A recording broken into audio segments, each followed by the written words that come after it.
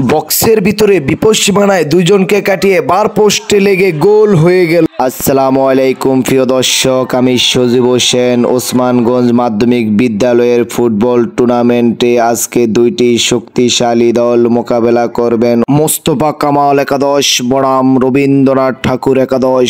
ভিডিওটি যদি আপনাদের কাছে ভালো লাগে তাহলে শেয়ার করে দিবেন। আমরা খেলা দেখে আসলে আনন্দিত, যারা দর্শক আছে তারাও খুব আনন্দিত।